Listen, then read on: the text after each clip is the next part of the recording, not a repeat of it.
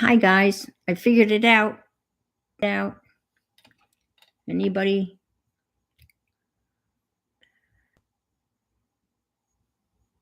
I got it. Hi Arlene. Yep, found it. Hi again. I bought a new camera, and everyone, I bought a. I thought I couldn't live without a new camera, and it. Yes, you can see and hear me. Hi Riri. Hi Linda. So nice to see you. I was, looking around and Mary wasn't on, so I figured I'd pop in for a little while and just kind of play around.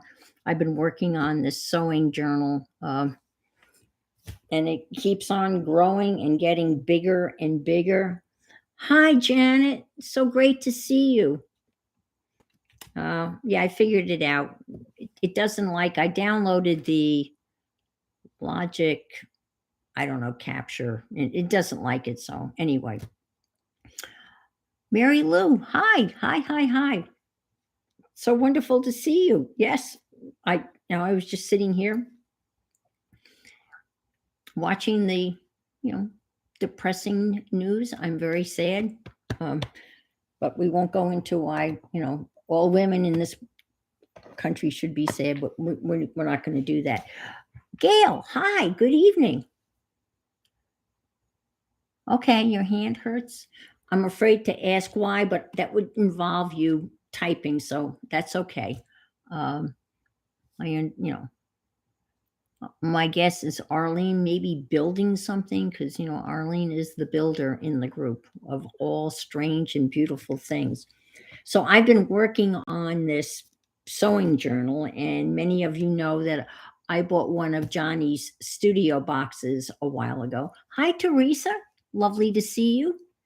And I'm trying to take the contents of the studio box and put it into a journal. And it's getting pretty fat. I thought it wasn't fat enough with 3 signatures. So then this is kind of what it looks like. So I added a 4th signature. And thank you. Thank you, Janet. That's so sweet of you. And so now I'm adding this 4th signature, and now it's almost too fat. But on Sunday, I'm going to sew it into the book, and you will see that the struggle is real. I mean, I've done several journals, but when you start poking needles and you start stitching through, I'm going to do what they call a blind. It's blind. I'm not, no, it's blind, so you can't see it. It's going to go, into one of these, and then this gets glued into that, so you're not going to see it on the outside. And there's another word for it, but anyway, I've got lots of bits and pieces, and I was just kind of going through and starting to add some of the bits and pieces. There was a really cool older McCall's Needlework magazine that came in the kit from 1982, and I cut out a lot of the classified ads, and I'm just going to kind of go through and start blind binding. Yes, that's it. Thank you, Janet. I knew somebody in here would know that. Blind binding. Yes. And so I'm just going to start gluing this stuff in and just kind of chat, see how everybody's doing.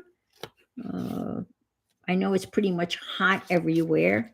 It seems to have cooled down a little bit here. I'm in Melbourne, Florida, which is considered central Florida, sometimes the Space Coast. I'm about an hour south of southeast,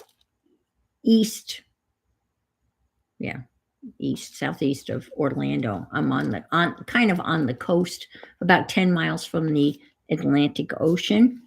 And on Tuesday, I can't believe it was Tuesday. No, Wednesday, I drove 60 miles south, and Nettie and her sister-in-law Penny drove 60 miles west, and we met up at a Cracker Barrel in Fort Pierce, Florida.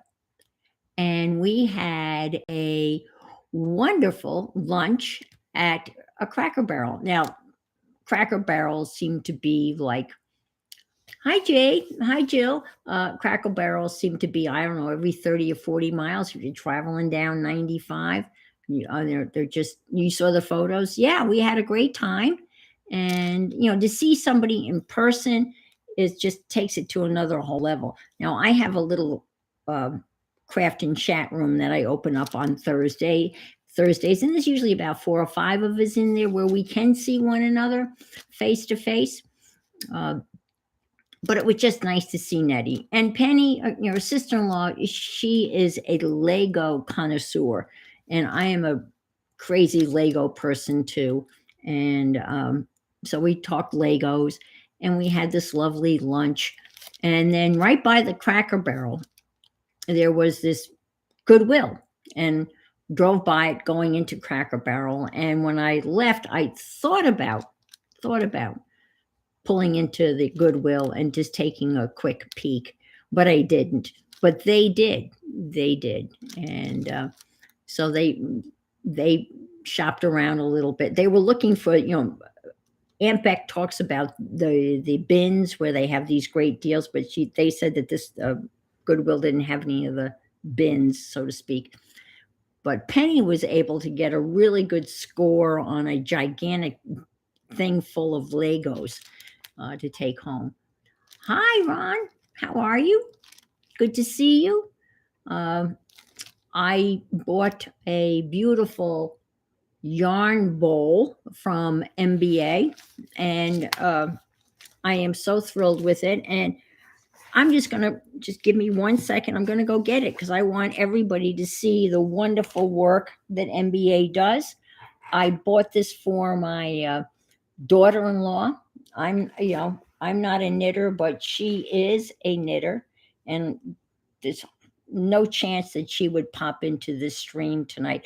I almost said something when he posted a picture of it on Facebook, but I didn't want to say anything because I didn't want her to see it.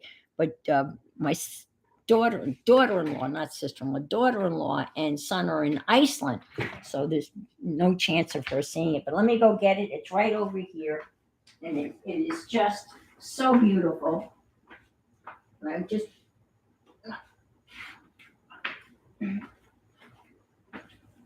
Now I do happen to have a ball of yarn that I can put in it, so you can have an idea of.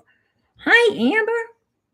Hi, Linda. I saw Linda earlier, and so it's called a yarn bowl, and so the yarn goes in the bowl, and there's this really neat. Yes, well, I didn't expect to be on tonight, but Mary's not here. I figured I'd fill in the gap. So you have this slit here, and obviously the yarn goes through here, and then you can put your ball and you can knit, and it works like that. And this would be great. I mean, if I were a knitter, this would kind of keep my cat Lily out of it. So this is a great preventive cat thing from playing with it, playing with the yarn. It's beautiful. It's made out of wild cherry. And let me just turn it this way so you can just see how beautiful this is. And he puts it in a lathe, and I guess let me take this out. But I mean, this is, it is just, let me just look at this wood. Is this not, or crochet? Yes, of course. But look how beautiful this is. Is this not gorgeous? It's just beautifully finished. I mean, I took it out of the box. I'm going to be looking at it. And my problem is I have to wait until Christmas to give it to her. But this is just absolutely, isn't it beautiful? So I had to share it, and I'm so glad you came in, MBA, so I could share this with all these folks. So that's it. And Janet, there you are. Thank you so much for putting the link in.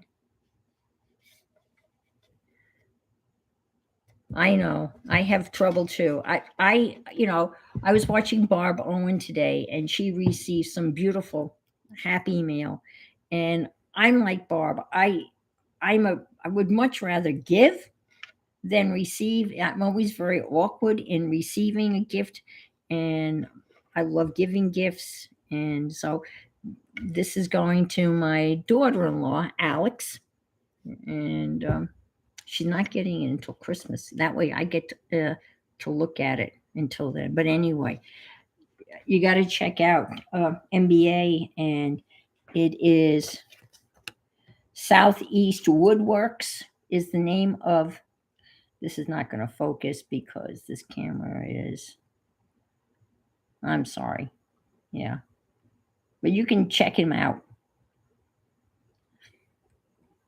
Hi, Aunt Bex. I know, I know. I was looking for Mary, and Mary wasn't on, so I was contemplating whether I should come on or not. And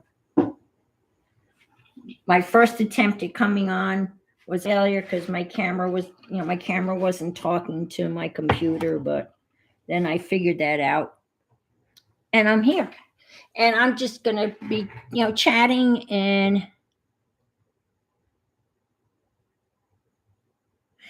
That's right, Amber. I know.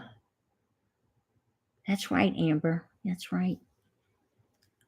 And that was a beautiful gift. I mean, all of the stuff. When PJ sounded more inviting tonight, I've been helping. Oh my gosh, how are your arms? Becky and Scott are rebuilding a bathroom, really, and her arms are killing her. Holding up, it's called what? Blue board. It's like heavier than sheetrock. So, Amber. Oh yeah, it was gorgeous. It was the gift that Amber. Go back if you haven't watched Barb. Go back and watch the replay and see what Amber gifted Barb. Barb was trying. And she did really, really good today. She was on for the longest that she's been on, like an hour to 4:30, and she was doing paint papers, and it was really, it was moving because she was, trying to hold it together, and she did. She did a great job, and so I was so happy for her. And Amber gifted her just this beautiful gift, and I didn't realize that was an early birthday present. Yes, yes, yes. Got to check out Aunt Beck too when she went to Robin's. Is it Crybaby Pottery? It's got a funny Crybaby Pottery. It was so nice to see Robin in her studio. That's another one. If you haven't watched Aunt Beck, you got to go back and catch the replay on that, where Aunt Beck visits her sister in her pottery studio. Uh, it was remarkable. Oh, clay, not crybaby. I was close. Clay baby pottery. And Robin makes some beautiful, beautiful stuff. She's got a lot going on. And Robin is an art teacher for elementary school children. So all I can say is God bless you, because there's no way I could have taught little ones. And she handles the little ones. I think pre-K through fourth or something. Her very first show. Yeah, yeah. And Clay Baby. Great name. Pre-K through fifth. Yeah, that's a handful. And to teach them art, that's a wonderful thing. I mean, it's so great that's one of my fears. As they make cuts and everything in school districts, that's one of the things I'm so afraid that's going to, one of the first things that goes is art and music and those things. And, those are so important to the, the growing up of a child to be exposed to art. And, I've been reading a lot, about at one point, someone tells you that, you can't draw or you have no talent. And there's always that teacher or that,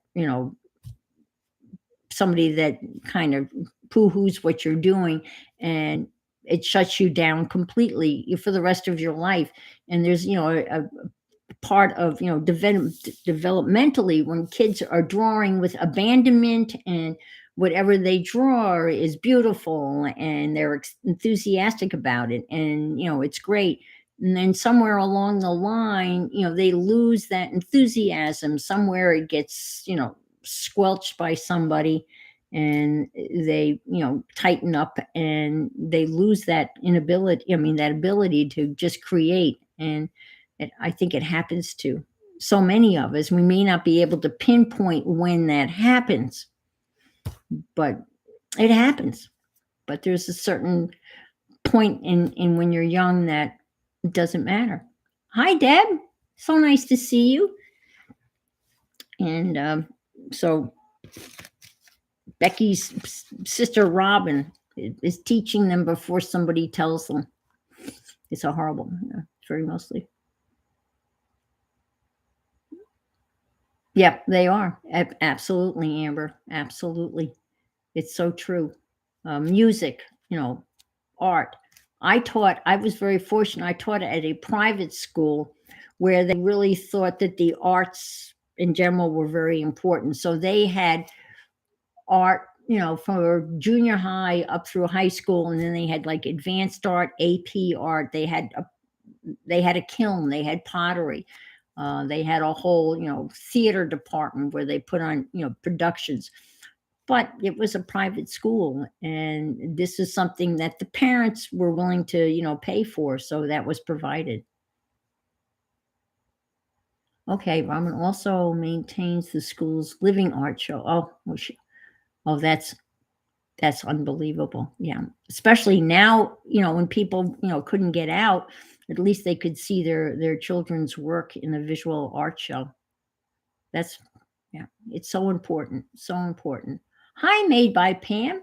Good evening. So nice to see you. I just popped on and talking to you all, rambling a little bit about art and the importance of art. And we are all here because we have interest in art or attempting to create art. So I'm gonna continue to read chat. I think she's ever happened was grandmother who had a little. Isn't that something to see their artwork? Yep. Well, speaking of artwork, I told everybody that I saw Nettie, and Nettie's grandson Owen. He and I have become pals, and he draws stuff, and he bugs Nettie, and he tells Nettie, you have to show this to Ann, you have to show this to Ann. He only knows me as his, art buddy Ann.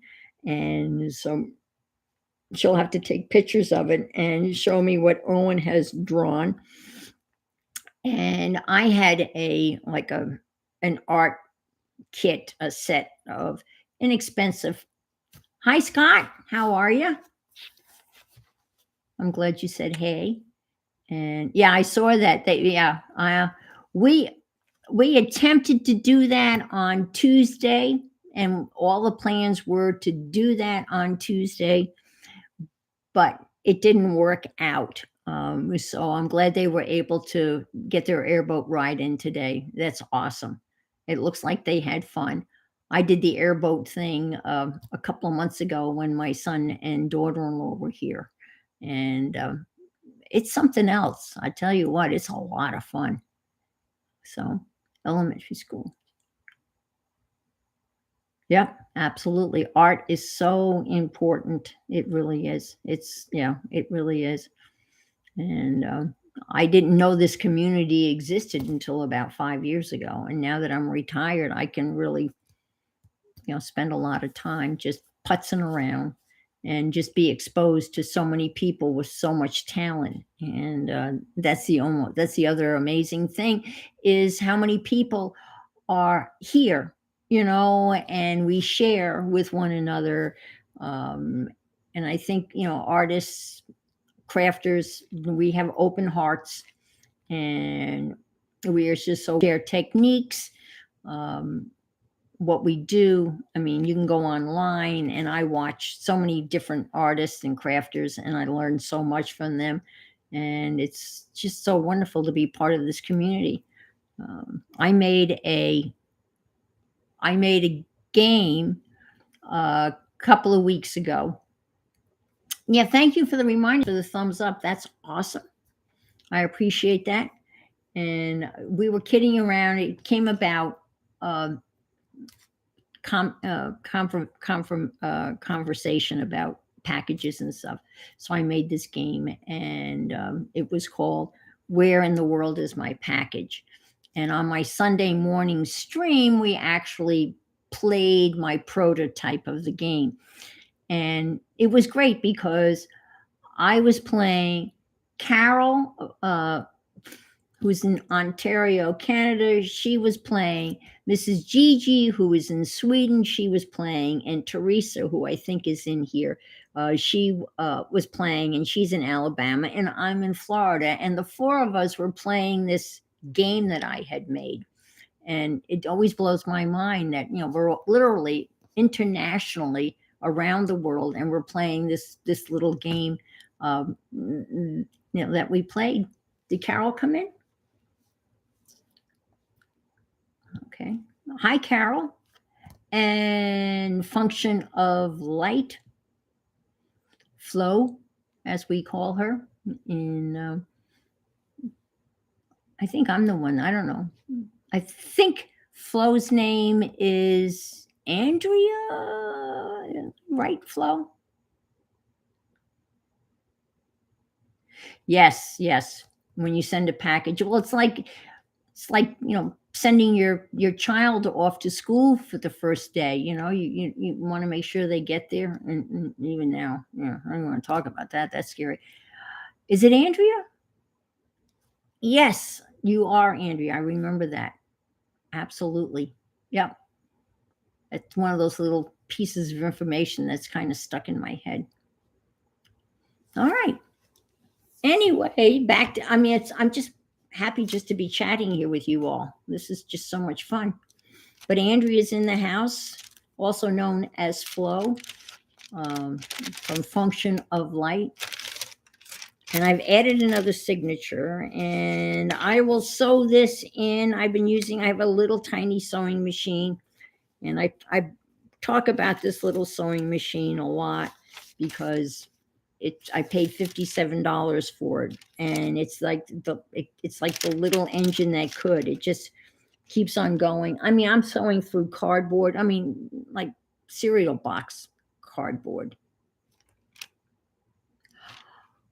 Oh, I've only received Aunt Beck's card and Sharon Lombard's. I've only received 2 out of the 5, but I didn't check my mail today. But it's crazy. It is taking a long time. You know why I think it's taken I you know why I think it's taken so long, Aunt Beck's? Because everybody is stopping to look at these postcards, and they're in awe. They're going, and so they start looking at it, and then they start passing the postcard around in the post office and saying, "Hey, Ethel, did you see this postcard? Hey, John, did you see this postcard?" So they're passing these postcards around because everybody's in awe of the artwork, and I think that's what's slowing them down from being delivered. And since Aunt Bex mentioned that, let me see. Here it is. Now, this is Aunt Beck's postcard to me. And this is not going to focus because, well, it's not too big. And we were talking about horses in one of I think it was in my room, in the craft and chat room. And I was saying that, as a kid, I always wanted to have a horse. And Becky picked up on that.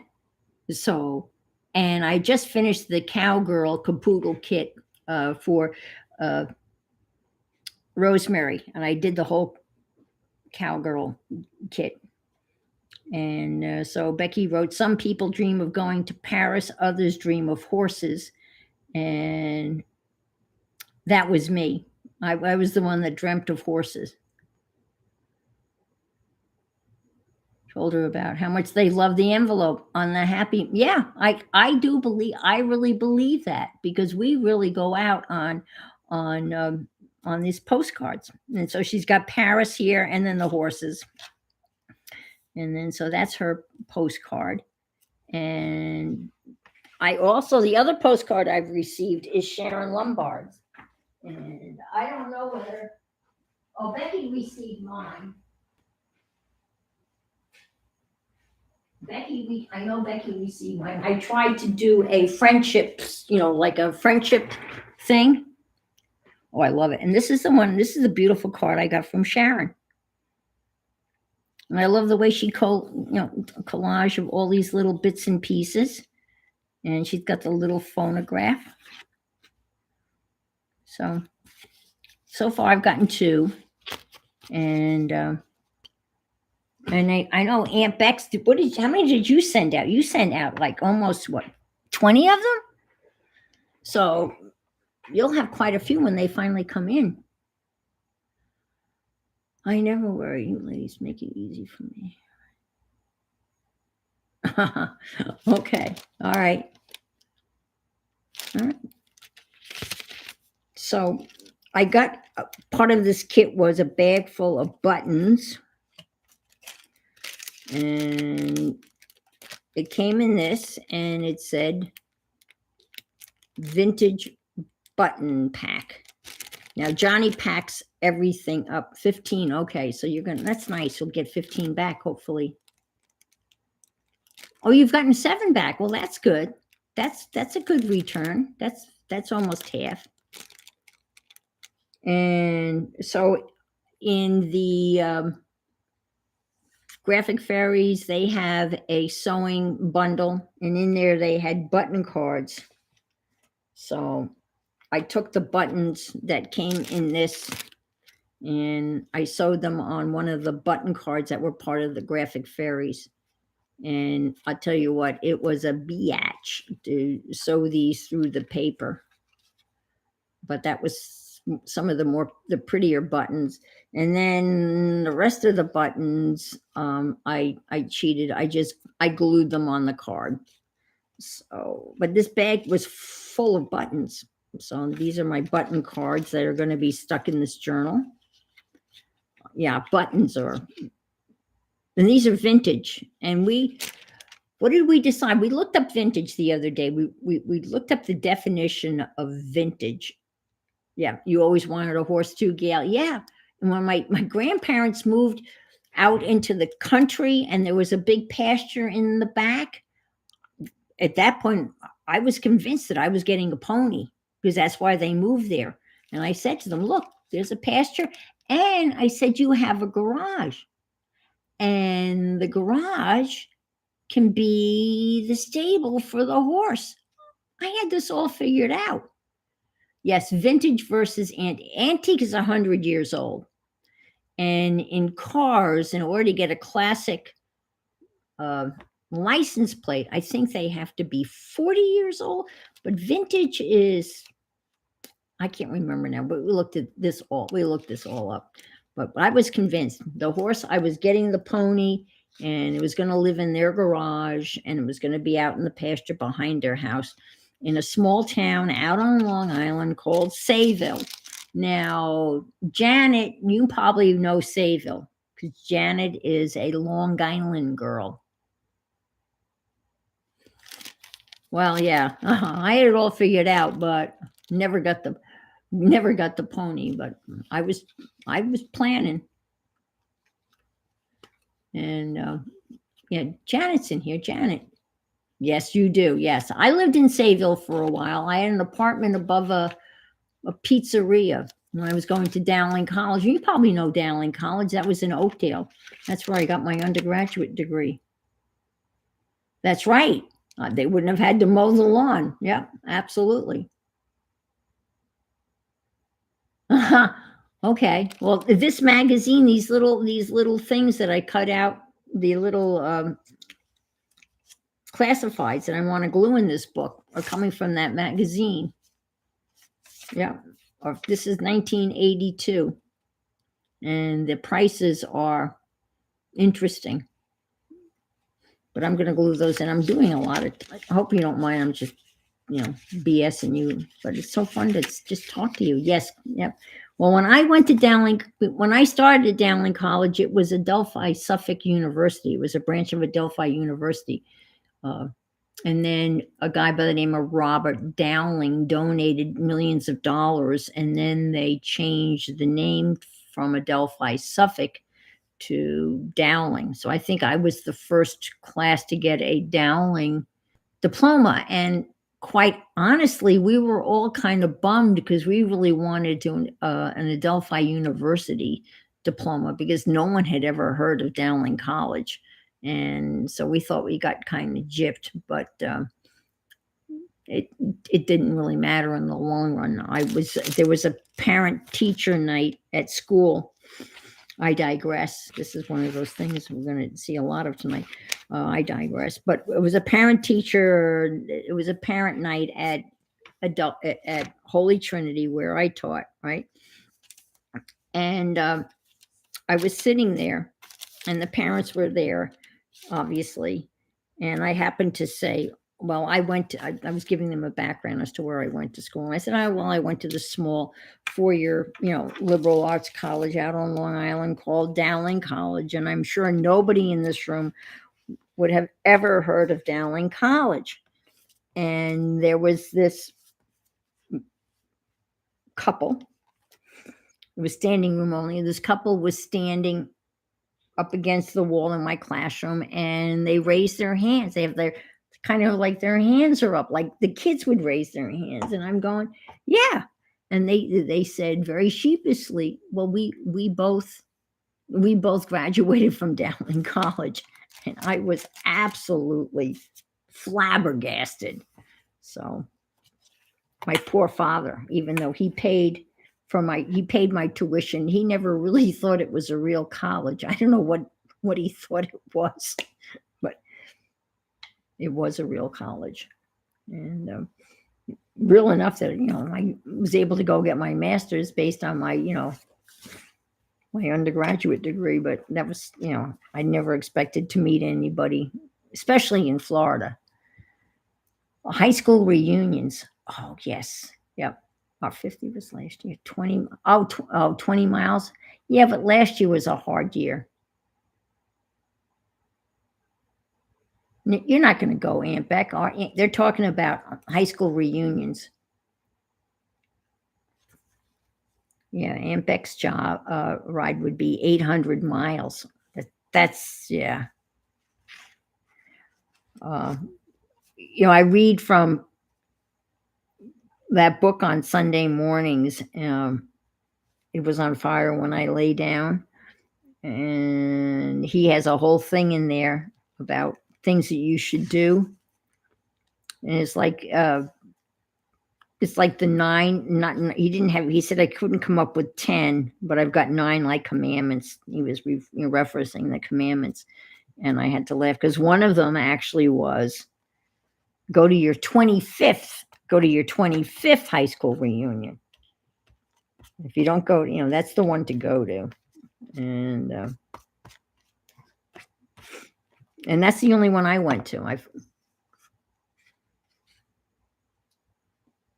went to my 25th high school reunion. And you know where it was? Janet's going to know this, where it was held, because Janet is the fellow Long Islander. It was held at one of those marriage mills where they have, marriage receptions in Lake Ronkonkoma. I know Janet's going to know Lake Ronkonkoma. And that's where the 25th was. So Deb's straightening up. Oh, this year. Okay. All righty. So Pam's a baby. I'm just kidding.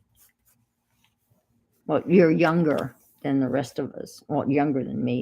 Everybody's younger than me. I'm older than dirt. I don't have a studio. I have a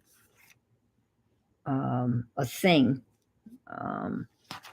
I don't. It's called a scrap box.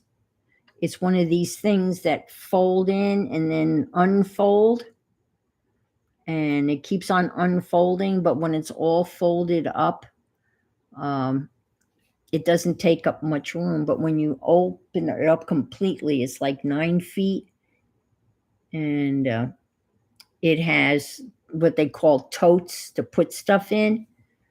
And the totes are big enough to hold like scrapbook paper. And there's like, I don't know how many totes, whatever. Oh, you saw that? Oh, that I did that a long time ago. Yeah. Yeah, they're ridiculously expensive. That's all I can say. And I thought about it and I thought about it and I thought about it, and Mike came to the conclusion.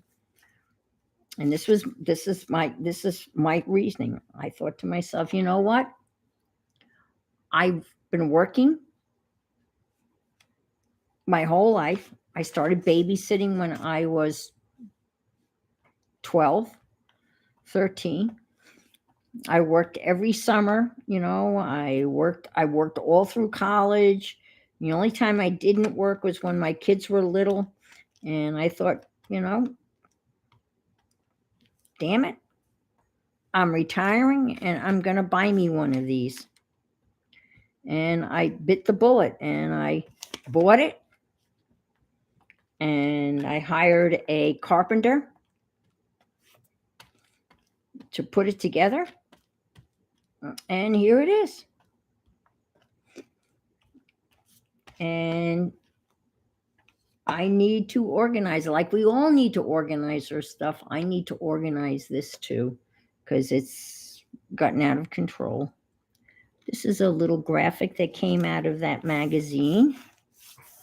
So, it's one of those. I have new. Yeah, that's what I felt. Thanks, Jade. Yeah, it was one of those things. Do you pull the trigger on something that's this expensive? And it was interesting because they tell you the scary thing is when you order this, they're made in Utah. They're actually built in Utah.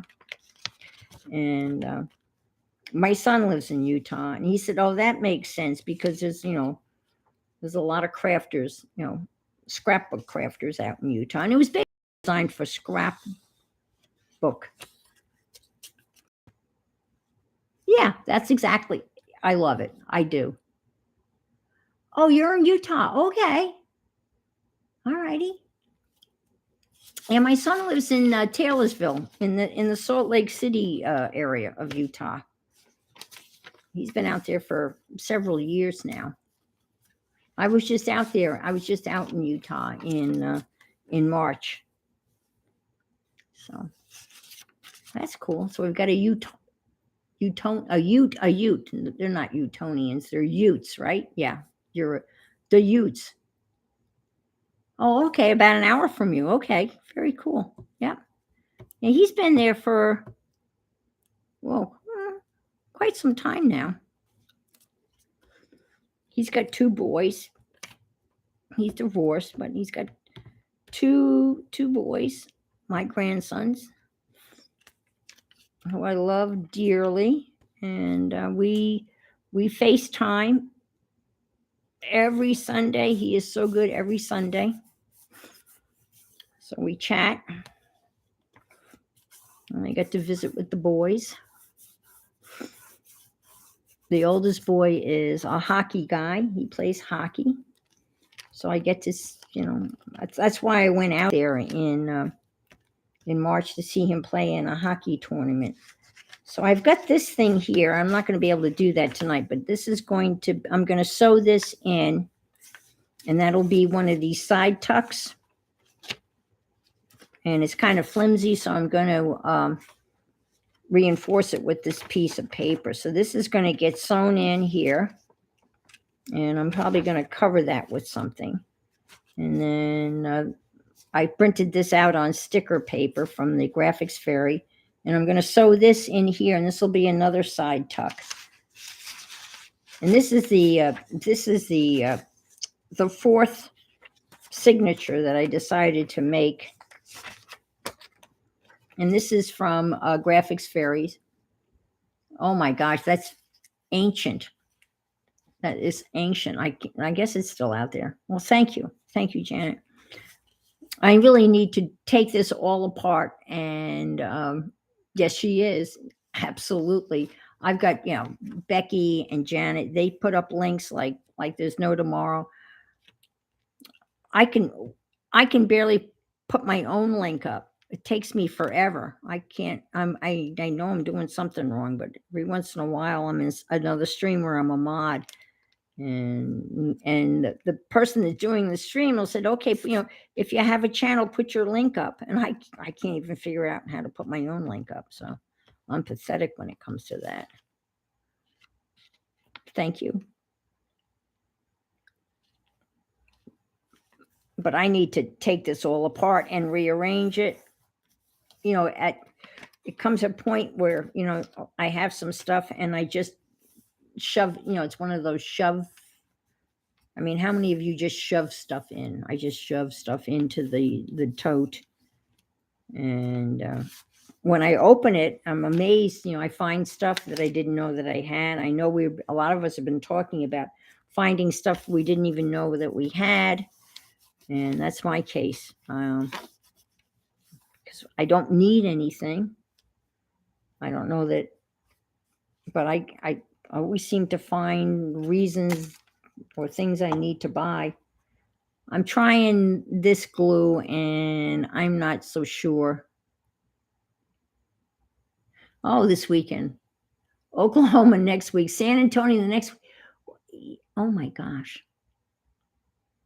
Well, hi to Olivia and go pickle. She's a pickleball player.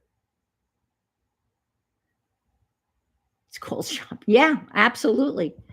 So just read Deb's what she just typed. Just this is her granddaughter. Just it's amazing. The whole summer is like that. That is insane.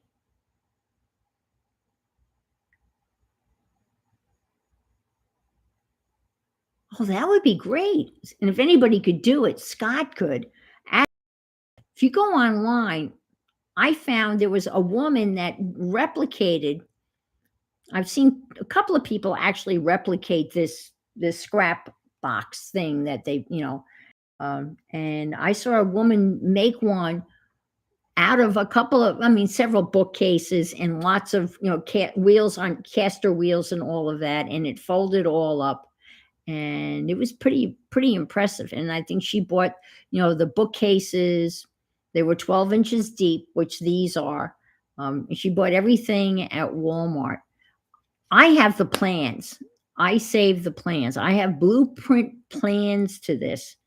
And they do make back to your list. Okay, Riri. And they do make a sewing one it's not as high as this, and it's geared for sewers.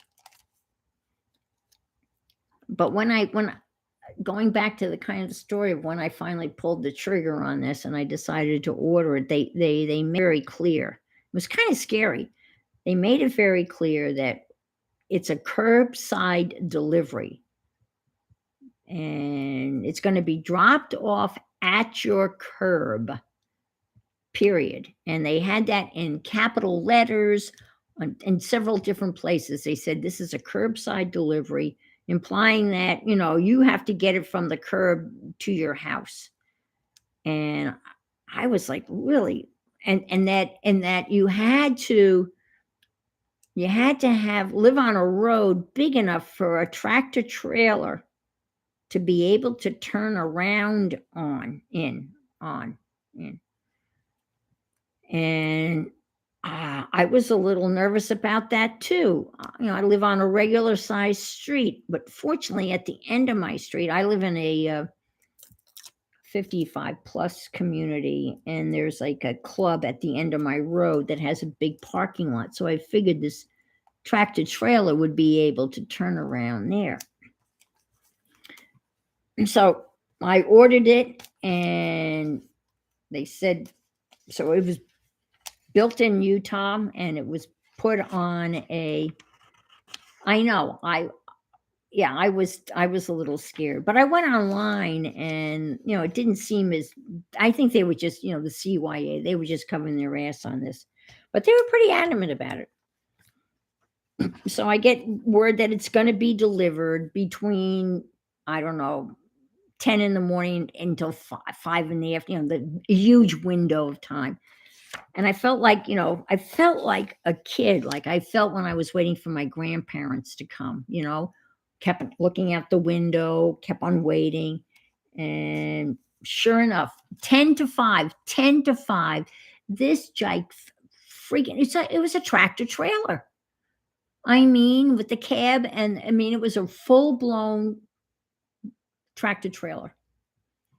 And the guy pulled up, and he jumped out of the cab, and he was not a big guy, and he jumped out of the cab, and I said to him, I said, now my driveway is only 20 feet, and and my garage was empty. I don't know why I had my car somewhere else. And he jumped out, and I said to him, um, are you sure? Will you be able to take that into my garage? I was really nervous because I was willing to give him a whatever, a tip or pay for. And he looked at me like I had two heads. He said, Of course. Of course I'm going to put it in your garage." Oh, okay. He had one of those portable lift things, and it was on a pallet, and he lifted it up, with a little pallet thing, and he had like a little, forklift, like a mini forklift. And actually, it wasn't one of those things that he could pull. He had it on the pallet, and he took it into the garage, and he put it right where I wanted it. And this thing was packed in a crate made out of 3/4 inch plywood. And it was beautiful. That was it. And he went down to the end of the road. I gave him a bottle of water, and I tipped him, and he went down to the end of the road, and he turned around, and as he went past the house, I went like this, and he gave me a toot on his horn, and I waved, and that was it. And then my carpenter arrived the next day, and it took 2 days, about 2 days, for him to put it together with my help. And I think I was probably more of a hindrance than I was a help. And his name is Colin, and and his wife worked at Holy Trinity. She was a history teacher. I had actually hired her because I was the head of the history department. I had hired her, and she's the one that told me her husband was a carpenter. And I said to Sarah, well, do you think he would be, interested in, putting this thing together for me? And she said yes for him, like most wives do. Oh, yes. Yeah, okay. Of course he would. And then I guess we negotiated the price. And she's the one that said to me that I'll sew this in. I'm going to put, and she said he charges $15 an hour. And I said, no, no, no, no, no, no, no, no, no, no, not 50. I'm going to, no, I'm going to pay him $20 an hour, not $15 an hour. This is worth $20 an hour. And I said to her, I said, you guys, he needs to go online and watch a couple of videos, because this is not putting together like a piece of, like a piece of furniture from Walmart. This is, massive. But Yeah, we got it together. And we almost had it done the first day. Made some mistakes, but some of the directions were a little bit unclear. I mean, I don't know how many of you guys have put stuff together, right? And you have to ask yourself, who in God's name has written these directions? And there's certain areas when you put something, at least this is me. I should only be talking about me. Uh, there are certain parts where you put something in upside down, and then you got to take it apart to put it right side up, and then you're wondering, this seems to be a problematic spot, and you think maybe they would have something in capital letters like make sure that it looks like this and doesn't look like that. um, you know what I'm saying? Sometimes it just seems like they should maybe make it clear so you may not have to, or maybe it's just me. Actually, I'm going to sew this in here. Well, actually, you know what, that's not a really good idea. This is vintage lace. I hate the directions. I use them, but the whole time I'm, yeah, like really, yeah, I know. You know who has the best directions? Lego. Lego has the best directions because kids don't have to be able to read to put Legos together. They're really nice pictures. And I know a lot of times they have pictures, but I normally screw up. Very rarely am I able to put something together without having to undo it. And then you always end up with one piece. Yeah, and you don't have no idea. Yeah, I know. Yep, Legos. Legos rock. I'm really in, yeah. My kids grew up with Legos. Yeah. I was telling the ladies, my oldest son had all his Legos from, growing up, and he had them in, my dad was in the Navy, and my dad had a wooden foot locker. And the foot locker was filled with Legos. Filled.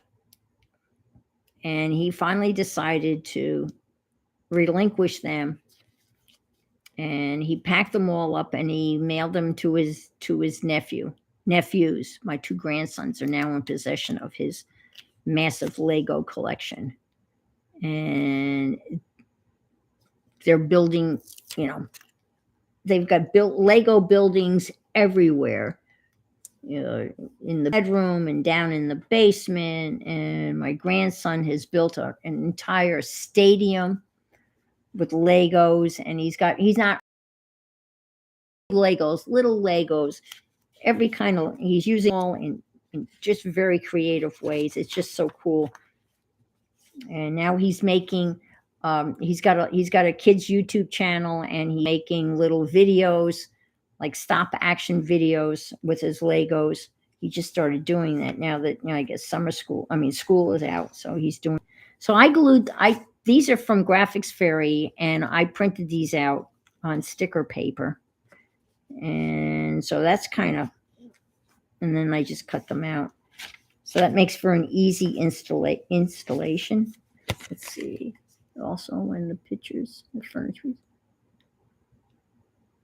Yes, yes, yes, yes, yes, yes, yes. Oh my Lord, Dad. 50 tubs of Legos? That's amazing. This sticker actually was a sticker page on the Graphics Fairies seamstress bundle, and I printed it out on sticker paper, and like all of the sticker stuff you have to have. I've decided your nails have to be of a certain length, not too long and not too short, to be able to pull these things apart. I'll cut my nails, and I always inevitably cut them too short. And then you have to wait a week or so before they are functional again in terms of doing art stuff.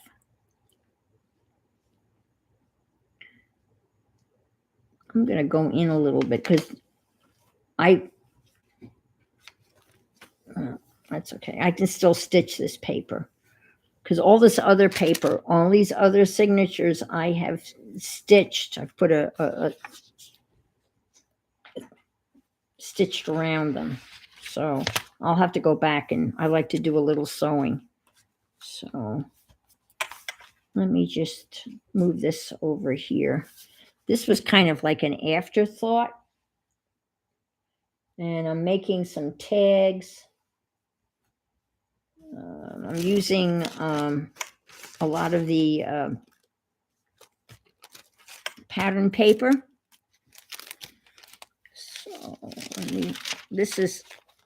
So this is what one of the signatures.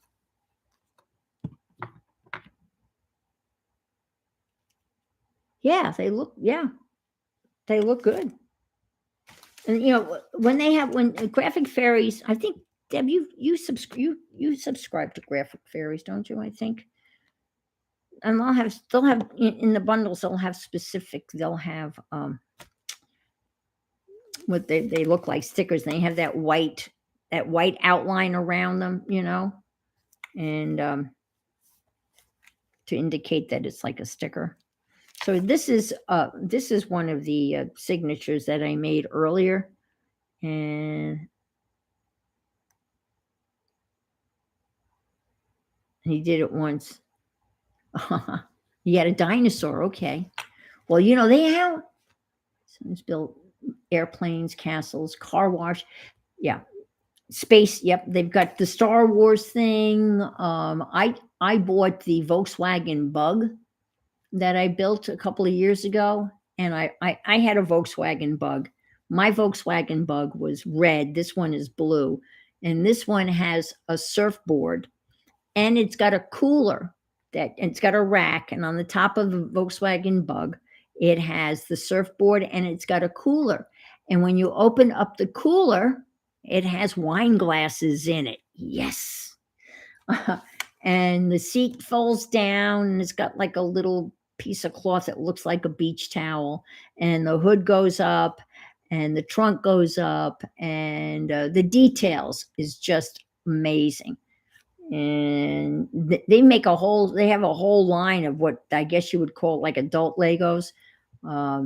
They have now they have the Volkswagen bus. I think they have the double decker London, the red bus. They have the Friends TV set is a Lego kit now. It's the Friends, TV set from Friends. And they've got all the Star Wars. And I think the most expensive one is the Falcon, the big fighter Falcon from Star Wars. I think that's like over 10,000 pieces, and it's like 800 and some odd dollars. It's the biggest one they've made. I'm sure they've made bigger ones. And but yeah, I love them in Legos, and they're very expensive. They were very expensive when we were buying them for the kids, but the play value, it was something that they went back, and after they built what the kit was for, then they would take that apart and start building their own stuff, and hours and hours and hours. Oh, wow. Deb said they have a nativity set of Legos. That is cool. Yeah. Well, we're going to Legoland this year. When the boys come from Utah, we're doing Legoland this year. And so here's a signature where you can see that this pattern paper was pretty old. They didn't have Legos when I was a kid. No, they didn't have Legos. I had wooden blocks, but no Legos. No. You can see how fragile, but I've sewed this all in here. And here are some of the ads from and this is really kind of cool paper. It's perspective paper. the drawer, if you want to draw something in perspective, it has all of the lines for perspective. I bought it somewhere, but I've been using it. And here's one of the cutouts. I'm just going to stick this here. This will go here. And so I stitched around all of this stuff when I put this signature together, glued this down. Yeah, this is going to go here. This is from one of the magazines that was in that kit. Now, all of this stuff pretty much I'm kind of using, out of the studio box. And then I just stitched together a whole bunch of pattern paper to give it some stability. They also have live camels to ride. Really? That's amazing. Where are those camels coming from? So I'm assuming I've seen live nativity scenes where they have a live Mary and Joseph, not a live baby. And mules. That's pretty impressive.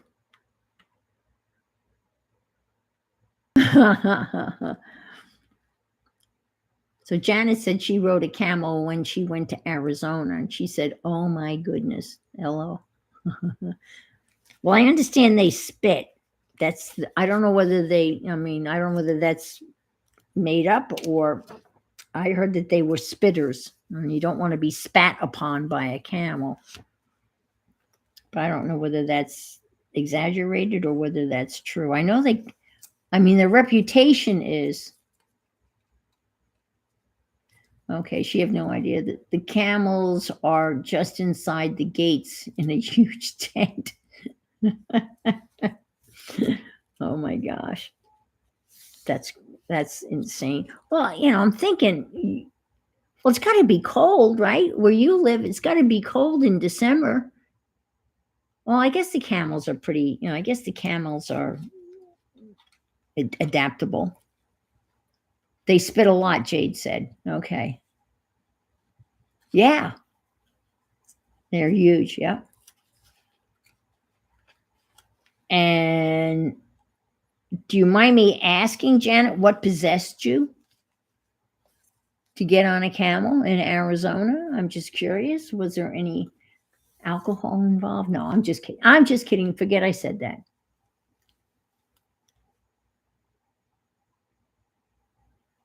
Oh, listen to that. Olivia has ridden one every year she has gone, and they do spit a lot. Yep. Cold, sometimes very. Oh, wow. Well, that's very impressive. I remember our Christmas Eve pageant when I was a little kid. And I guess there was a live, the nativity. It was at the, up by the altar. And I think 3 of the tallest men in the congregation were dressed up as the 3 wise men. Because I remember as a kid, when those guys walked down the aisle of the church, they looked like they were 10 feet tall. And they were all regally, dressed in these beautiful king, and one was holding the myrrh and frankincense as they walked down the aisle to the nativity scene. And I think that it was a live Mary and Joseph at the nave in the church. And man, that was so impressive as a kid. They seemed like they were 10 feet tall. Yeah. I bet. So Becky's saying her sister Catskill Game Farm in New York when she was little. I went to a camp as a kid in the Catskills in New York, Camp Mahee 2. I think I told this story. I don't know, a while ago. Didn't I tell? I think where did I tell the story? I have all these stories, but I think I told this story, not in a stream, but I think in the chat room, where my friend Nancy and I thought it would be a great idea to sneak into the counselor's cabin and steal a pair of her underwear and run it up the flagpole. We did that at Camp Mojito, and we broke the flagpole. Yes, we did. And so that was one of my adventures at Camp Mojito. Oh, and that's when we were talking. I was talking. Yeah, we were talking about. I think yeah. It wasn't my idea. It was I blame everything on Nancy. I have all these Nancy stories. Nancy and I met the first day of kindergarten. We've known each other since we were 5, and we don't see much. We don't see one another very often. I haven't seen her in several years. She lives out in Southampton on Long Island. But we talk to one another. No matter what, on our birthdays, we always talk to one another. Yeah, see, Gail, it must be the name Nancy. Remember there was the cartoon, there was a comic book character, Nancy. No, it wasn't that heavy. We jammed the rope, the rope that you'd use to, we tangled the rope somehow. And because we stuck back to the cabin, and I was terrified. Of course, Nancy's laughing in the face of danger. She always would laugh, and I'm crying, and Nancy's laughing. That's how it just always went. And so I said to Nancy, I said, we have to tell the director. We have to tell the director. And Nancy's very stoic, one of those, just straight face. She could stare anybody down, and she was insistent. She says, no. I said, yes, we have to tell. We have to tell. And so we went to the head, whatever you call the head camp counselor. I don't know, head camp count. I don't know. And it was before, first thing in the morning, we confessed. And then, every morning we had to rally around the flagpole. We get around the flagpole every morning as the morning ceremonies, and they would ceremoniously raise the American flag. But it was broken. I mean, the flagpole was now down on its side. The flagpole had been taken down for repairs. But there were no panties on the flagpole. But I can't remember what she said. And I'm holding back tears, I'm like sniffling. And I think we said the Pledge of Allegiance without the flag, with the flagpole laying on its side as the wherever the repair guy was, untangling it. And so that's the panty story from Camp Mojito. I guess we must have been, I don't know, 10-ish. No, Gail, really? Camp Mojito on Lake Winnipesaukee? No, not Lake Winnipesaukee. No, Lake Winnipesaukee is in New Hampshire. I don't remember the lake that it was on, but it was a Lutheran camp. And this was pretty campy. I mean, I figured this was not going to stick to this. It's not. I will have to use tape. This is the faux rice paper that I made, and I figured that's not going to stick. I'll have to put some. I'll put some double-sided tape on that.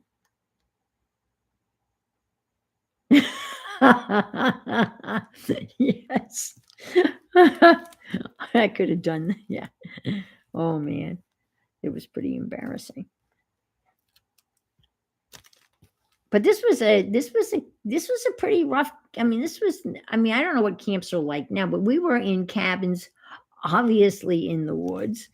The bathroom was like, a wooden bath, you go and sit on a hole, right? In a wooden bathroom, with no flush. It was just, you shat in a hole and you could hear it plop. And I guess they doused it with lime. And then it was kind of an open thing, and there was, like a trough of sinks. And you really didn't want to go up there in nighttime, because there would be moths everywhere, these gigantic moths flying everywhere. It was an outhouse. Yeah, that's the word I was looking for.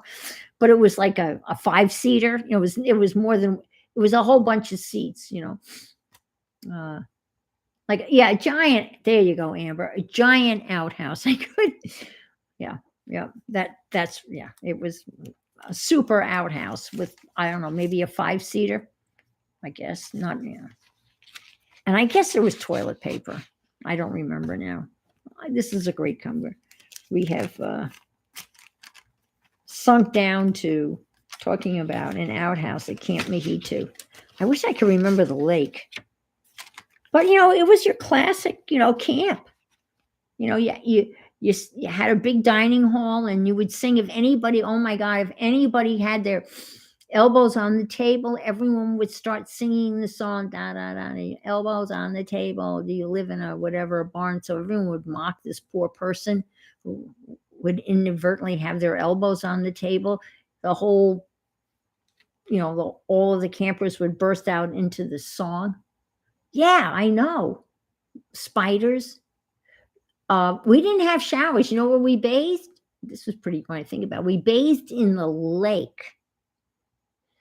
And once or twice a week, we would go down to the lake, and we'd jump in the lake, and we'd get wet, and with our bathing suits on, and we'd lather all up with our little bar of soap, and we'd dive back into the lake. And there were like little fish that liked the soap, and they would come and like bite you. They would nip you. They would kind of bite you as you were rinsing off. I know. Well, I'm talking 100 years ago. This was in the Catskills, upstate New York. It was called Camp Mahito. It was a Lutheran camp. I was raised Lutheran. And it was a Lutheran camp. And Nancy and I would go for 2 weeks in the summertime. And either her parents took us up, and then my parents brought us home, or vice versa. And yeah, there was no shower.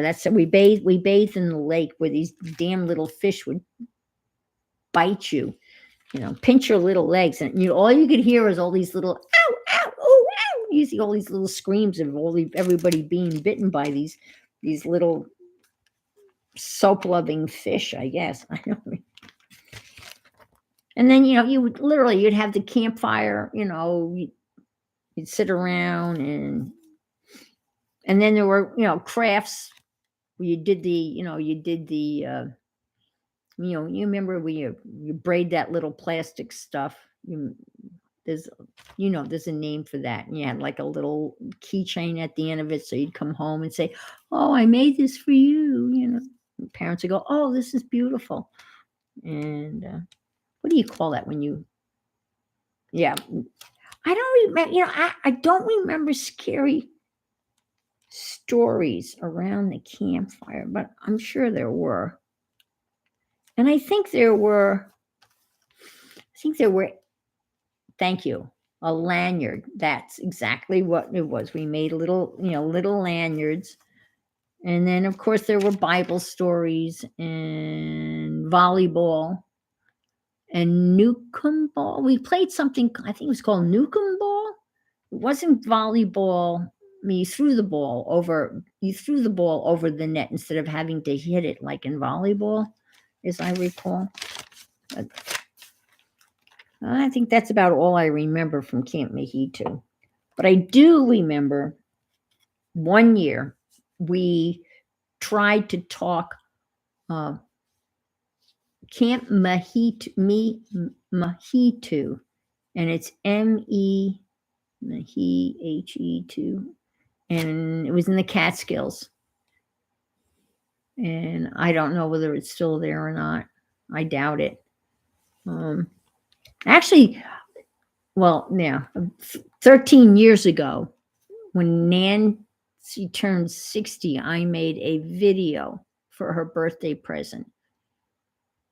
And I did find the camp. It was around 13 years ago, but I don't know whether it's still there or not. But one year we tried to talk our parents. Yes, Bear Mountain. Did you find Becky? Yes, it was Bear Mountain up in the Catskills. Did you find it? Oh my Lord. It is Bear. It was Bear Mountain. Is Bear. I'm sure Bear Mountain is still there.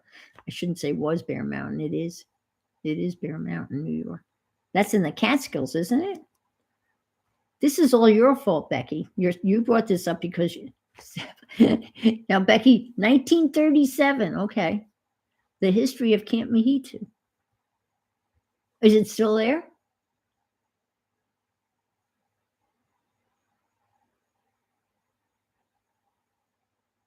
Maybe close to New York. All right, let's see. I'm not exactly sure. I live in Pennsylvania. I think it was pretty far from where I lived in Northeast. So, Amber, are you near Lake Erie? Or you were near Lake Erie? Lake Erie is like southwestern New York. This was straight up, as I recall. It wasn't that far, as as a kid it seemed. There you go, Camp Mahitu. Becky found it. That's how it was spelled. Okay. Fairview, Pennsylvania. Okay. Is it still there? Well, it must be still there. Becky just found it. This is hysterical. If it's still there, that's pretty remarkable.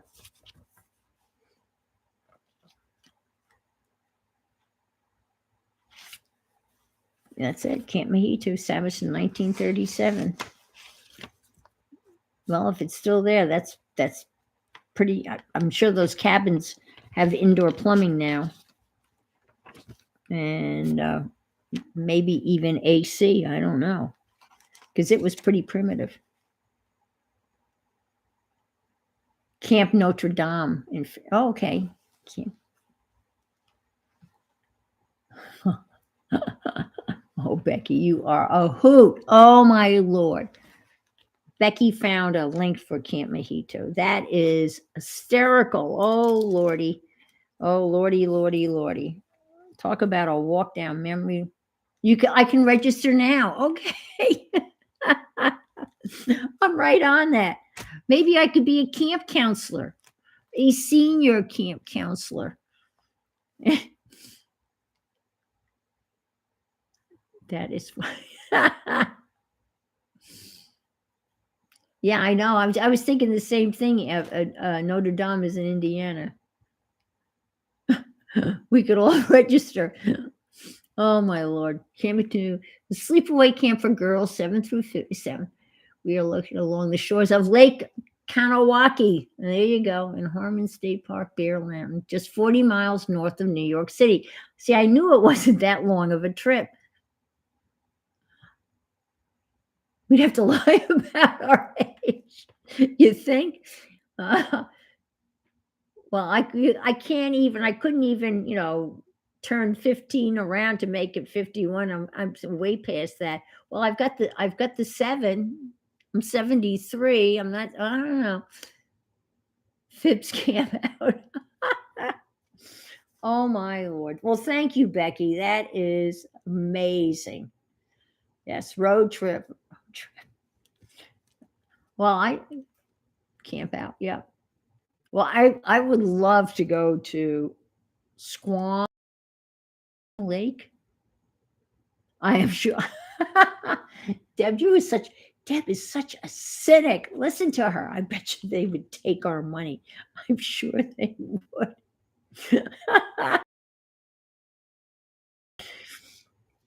Oh, Deb, you crack me up. Yeah, I'm sure they would. Yeah. Yes, we could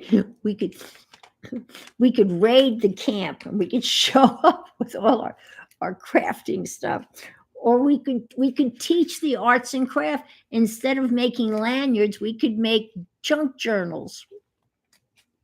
Right, Deb? We could make journals. We could bring another whole meaning to camping.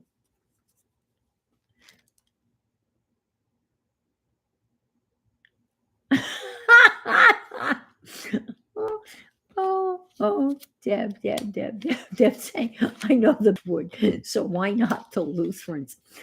I don't know. I'm not saying that the Lutherans answer to a higher power. I don't know. Oh my God. That's hysterical. Oh my gosh. Oh Lord. That would be awesome. Yeah. We could bring our little rolly carts with all our crafting goodies, right?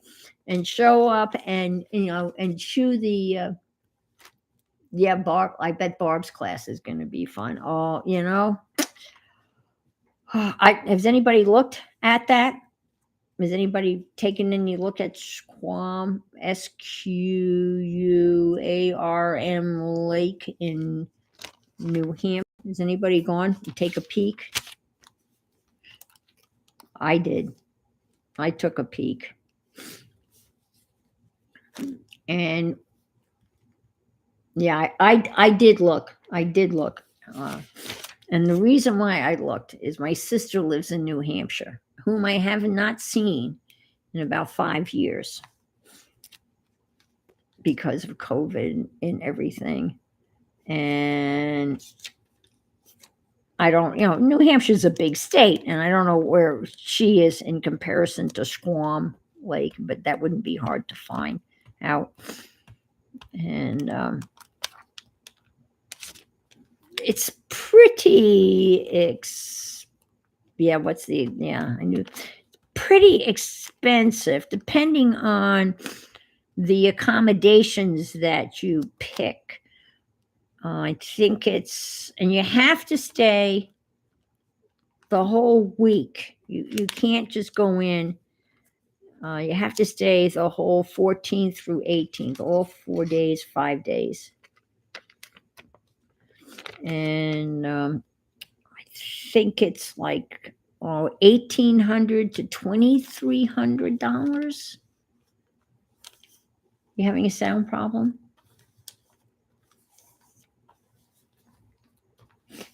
Anybody else having a sound problem? A lot of skipping? Okay. All right. I don't know what to do. I could stop talking. Yeah. Maybe it'll go away. Do you know what we haven't had? Our dirty little friends. I tell you, subscribers only works. I'm sorry, I'm skipping. I don't know. And Janet, what do 2 eyeballs mean? Oh, the internet. Oh, okay. Okay. Oh, all right. Yeah. Well, Mary Lou's in Rhode Island, so there's no problems in Rhode Island because it's Rhode Island. Well, maybe it does. Thank you, Janet. It works. It is so efficient. And everyone's saying, well, they keep on waiting for you. This is my theory, and I could be totally wrong, which I am quite often. But my theory is that everyone's bitching about, well, YouTube needs to do something about this. Yes, they do. They need to do something about it. My response is the subscriber only feature is what they are doing about it, and they're not going to do anything else about it. That's my theory. And I'm thinking that YouTube saying, hey guys, you can switch to subscriber only, and that takes care of it. Now, I'm assuming that I don't know how long the subscriber only feature has been there. Maybe it's been there for years. I don't know. Yeah, I thought it would probably be a lot. Yeah, it depends on, you can be like in a double room, share a room with somebody, or there's an option of a single room, which would jack it up. But it's all the meals. But my issue is Barb's teaching a course for 5 hours. So what do you do? I'm assuming that there's going to be other artists there and other things to do other than Barb's class, because you take Barb's class, right? Whatever, for one day, a 5 hour class. And then what do you do for the rest of the week? Yeah. Yeah. Maybe they want you to do sub only, so they are not good. Yeah. I mean, that's just my take on it. Oh, I'm assuming, okay, lots of other classes, but I'm assuming you don't have to pay.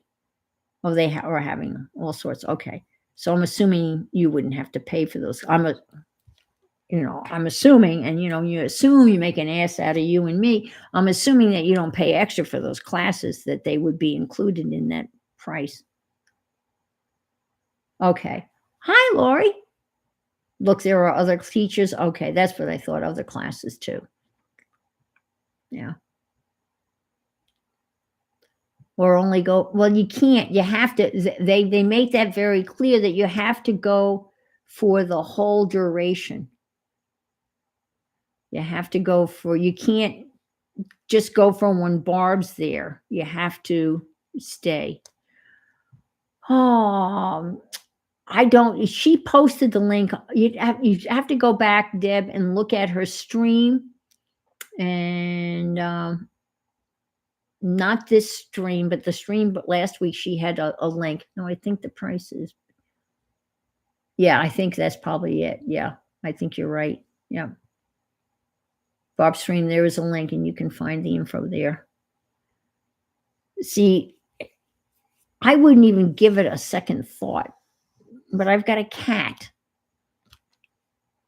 And I'm thinking about it, but it's not a problem, but my sister's in New Hampshire. I could fly into Manchester Airport. My sister's not far from the airport. They said that the camp is an hour and a half from Manchester Airport, 2.5 hours from Logan, which is in Boston. My son is in Boston. So if I go up, I'd want to see my son and I'd want to see my sister. And then there would be the retreat. So now you're looking at 4 days, the 14th through the 18th at the retreat. At least 2 days with my sister, at least 2 or 3 days with my son. And so now I'm going almost 2 weeks. So it's very tempting. Lori said, I did not see a schedule for the few days, but didn't look for one either. I could drive to Rhode Island, but it's in New Hampshire. So what do you mean you're going to drive to Rhode Island? Well, yeah, you can drive to Rhode Island. Yeah, I think you're right. You pay for the whole, yeah. Lori, it's New Hampshire. So you drive to Rhode Island, and then what? You go visit Mary Lou. Mary Lou's in Rhode Island. Mary Lou, we could all just descend on you. And we could all go to Squam. Is it pronounced Squam? Squarm Lake.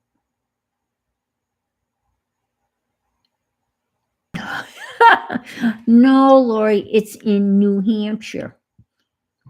Close, though. Now, Rhode Island is close to New Hampshire. Yeah, we could pick you up on the way. Yeah.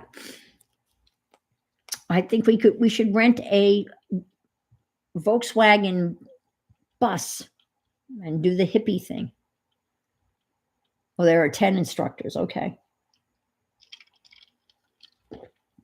So that would be, and it's 5 days, right? So you would have Barb's 5 hours. So I'm assuming you'd have like one in the morning and then one in the afternoon.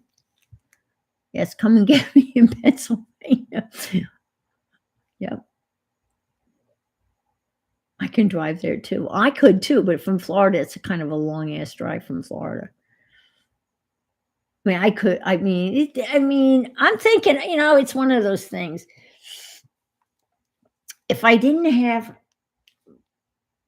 when you have a cat or any pet, it's kind of restricting. I have a neighbor, but that's just a long time to leave, I mean, would she be okay? Yes, she'd be fine. She wouldn't even, I don't know. But that's, if I were to go, I would fly into Manchester Airport in New Hampshire, rent a car, visit with my sister, and then drive up to Squam Lake. And I'd have to figure out how far Squam Lake is from, she's in Nashua. She's in Nashua, New Hampshire.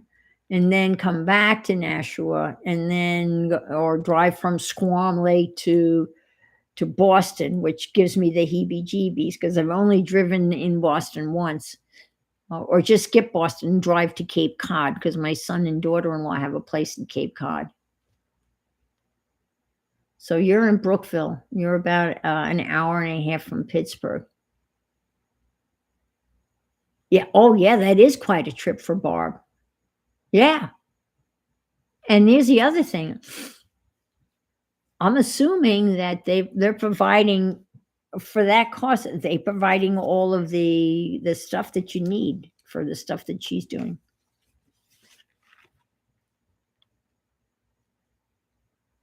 Barb mentioned hers is 2 classes on her day. Well, I think she's teaching the same course 2 days in a row, and they're 5 hours each. Let's see, Art Goodwin, contemporary fine artist class topic, exquisite course. What? Pushing the figure past ordinary. Wow. Oh, I know. That's, yeah. Mixed media. See what Barb's teaching, that sounds so, what Barb is teaching, the name of her course, just sounds so familiar to me. And I think it sounds very familiar to all of you, because we're kind of doing the fabric thing with Becky. We're doing the mixed media thing with, all of us are doing mixed media. I mean, we're all very familiar with mixed media and we're kind of familiar with the fabric thing. Emma Freeman, intuitive artist, poet, teacher, deep diver class title, create earth, body, book, sacred. See, that doesn't appeal to me. I don't know what it is, but okay. Somatic, I can't even pronounce, what is that? Sacred and somatic stitching in a tactile handmade journals. Becky. Dr. Gina Lauren, poet, singer, class title, purpose, poise, poetry, anchoring the. Wow. Yeah, that's what I'm for. And I'm familiar that, but I don't know. Let's see. Thank you, Becky. Thank you so much for posting all of this. This is really very interesting. Jewel Washington, knitter, crocheter, designer, founder of our Maker Life Click class title for more info, knitting, a seasonal throwback. Becky, you know about that. From cast on to fall. Aha, you've already done that.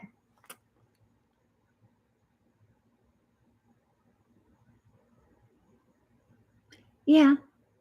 Rachel, let's see. Teacher class title, transformative stitches. See, we're doing that with Carol. I'm sorry. I mean, the function of Shashiko Japanese embroidery, I'm familiar with. I've heard of that. Kinds of classes of specialties and pad.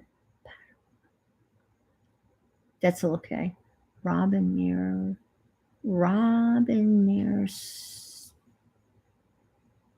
Uh-oh. What the heck, Lily went flying out of here. I hope it's not a lizard.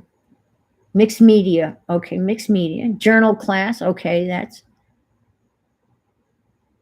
I know I can't go. I know. Painting faces and figures. Where did it say painting faces?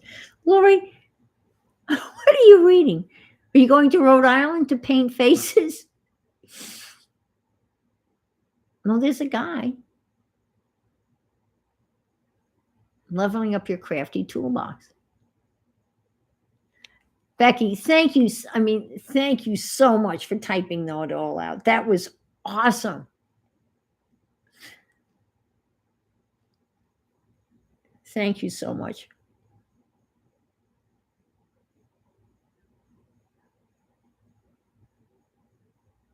Teach some. I don't know. Well, I don't know about. Yeah, Deb, you could teach some of those classes, and Becky could definitely. Becky could do the crochet thing for sure. Yeah, Becky's got the crochet. Okay, that's cool. Yeah. Well, thank you, Becky. Yeah, that's interesting. And again, we are so. I don't know how you feel, but I just feel so comfortable and so familiar with what Barb does, and it would be just seeing her in person. That would just be that would just be so cool. Just to see Barb in person, and that would just be so much fun. But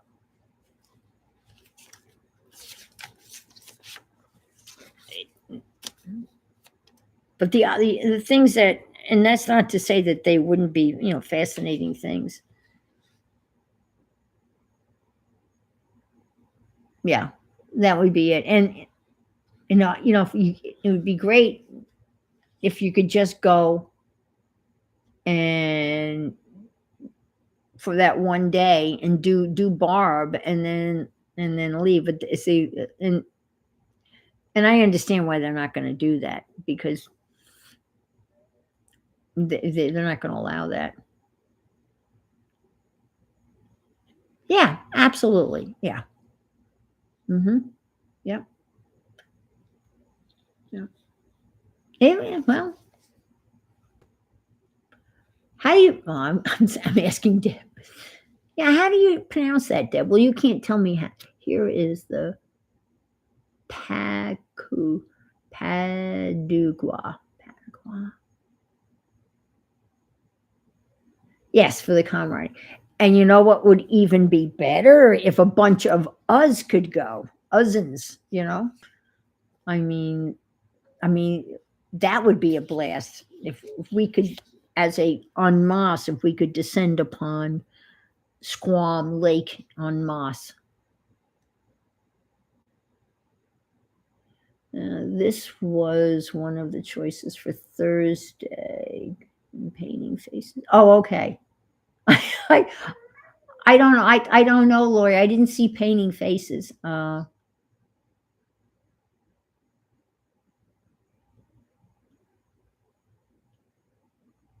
Yeah. Paducah. Okay. Paducah. Paducah. Okay. With space to craft. Yeah.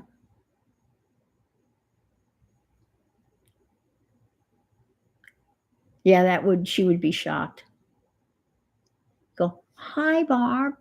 We're here from your Friday, stressless Friday stream. Here we are in person. Yeah.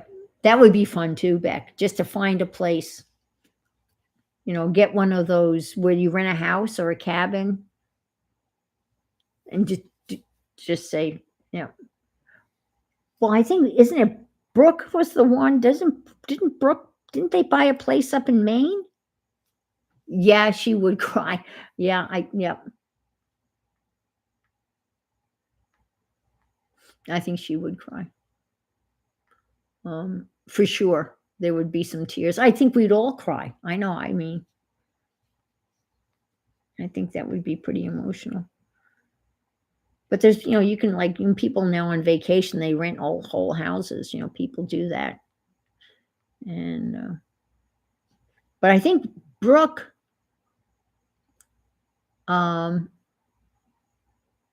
has a place up in Maine. And before COVID, the plan was that she was going to have, I think she had an art retreat there. And then they were going to do that again because That was last year or before COVID hit, and I think there was talk of doing a retreat and going and paying going to her cabin in the woods or whatever in Maine.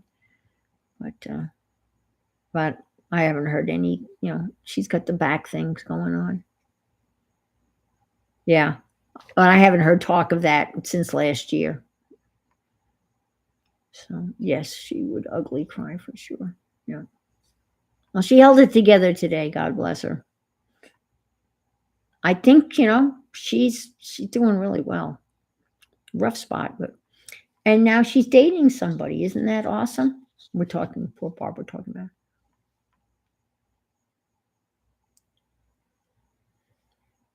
Okay.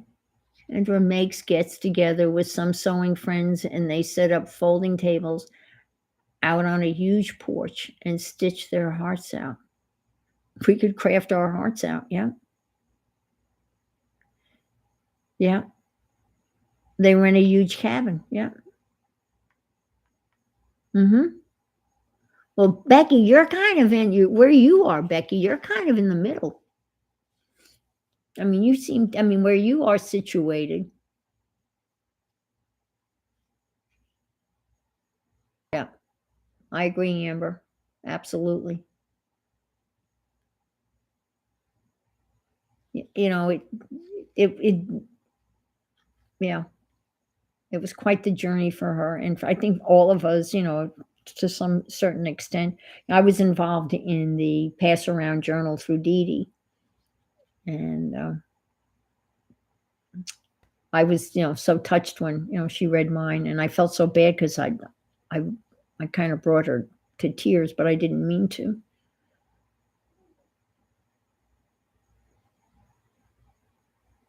See, Becky's in South Carolina. Now, I'm in Florida, so I'm thinking if I were to drive to Becky.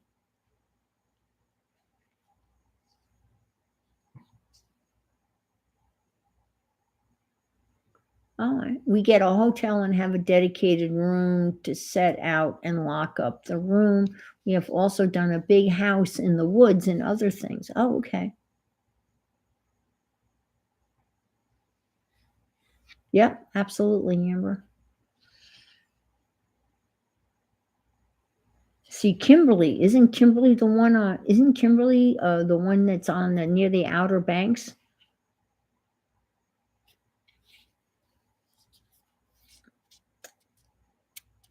This would be something. This would be amazing, right? To pull something like this.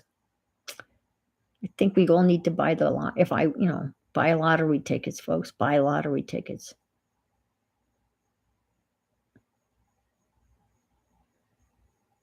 See, that would be cool too.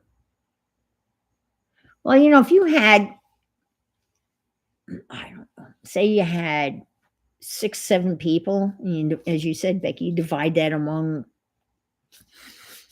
a whole bunch of people. That brings the cost down. Oh, she's got 10 acres and a golf cart, Lori. That's really good information to have. Oh, Kimberly. And a golf cart. That's pretty interesting.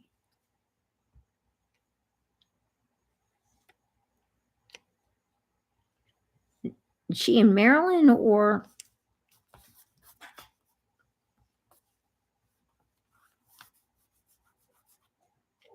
What? Oh, Lily's.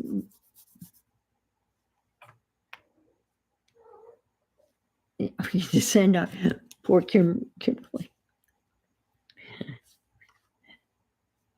Kimberly, we're coming. We're on our way. That would be so funny. I mean, these are things that are fun to talk about. Listen, Deb knows this shit. Look, you can do a hotel with some meals catered for the weekend for $500 or $600 dollars, and then add your travel. How do you know this? Well, you know this because of your daughter's travel company, right? I'm assuming Deb has this information.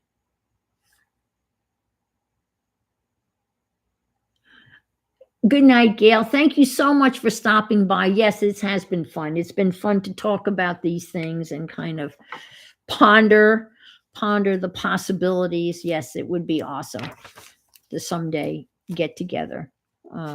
Yeah, just like meeting up with Nettie. That was so much fun the other day, and I still don't quite understand how Penny's daughter's in Okeechobee, but it doesn't matter.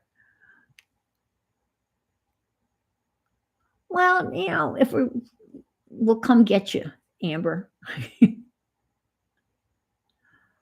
I've been to about 5 retreats at oh, wow. Ponder and dream. There you go. Ponder and dream.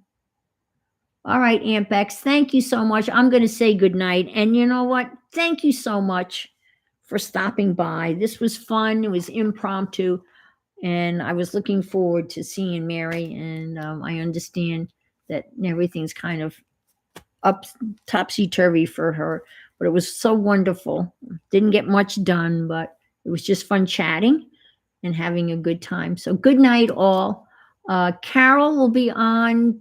I'm pretty sure she's look for Carol tomorrow morning at 9 a.m. Um, I think so. She said to me that she felt that well enough to be on. So take a look for her. Okay. So take care and thank you so much for stopping by and thanks for the thumbs up and thank you, mods. And it was so great just hanging out and chatting. It's always fun to hang out. Well, I'm glad it was fun. I had a lot of fun too. All right. Be well, guys. Be safe. Take care.